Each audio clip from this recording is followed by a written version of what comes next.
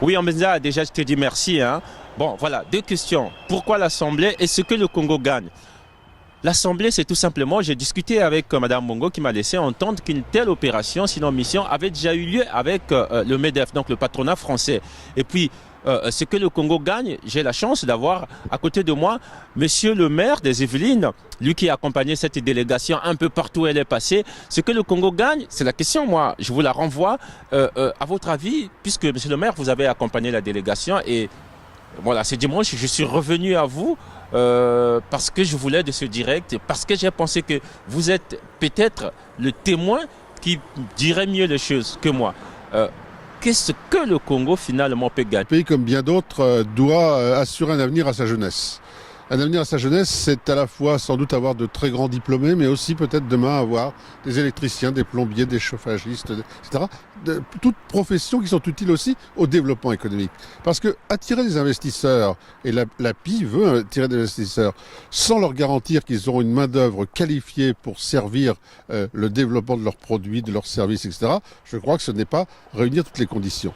Or, nous avons vu, il y a quelques jours, donc en visitant l'ITEDEC et puis aussi la Fabrique 21, qu'il existait dans les Yvelines une dynamique de formation professionnelle très efficace, associant les industriels et permettant aux jeunes formés d'avoir vraiment, à la fois personnellement, un emploi et de servir les filières économiques.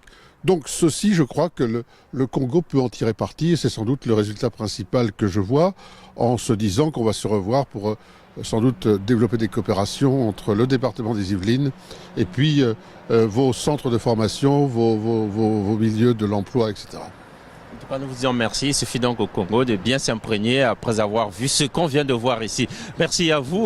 Votre temps est tellement précieux. Nous vous disons merci. Alors, Ambenza, je crois que vous l'avez suivi. C'est le maire des Yvelines qui a accompagné la délégation un peu partout. Et puis oui, finalement, la dame était sur le terrain. Elle a eu à discuter également avec les responsables de ces structures qu'il vient de nous donner.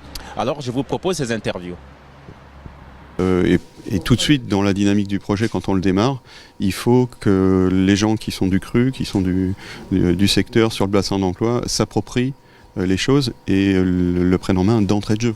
Hein, voilà. L'idée, c'est pas de faire ça à l'allemande où on va vous dire c'est comme ça, comme ça, comme ça, et puis quand tu veux changer une virgule, tu la changes. Non, c'est pas ça. Lorsqu'on cherche à attirer les investisseurs, la première question qu'ils nous posent, est-ce que vous avez des ouvriers qualifiés dans ce domaine ? Souvent, ça revient. Moi, à chaque fois que je vais dans un pays, etc.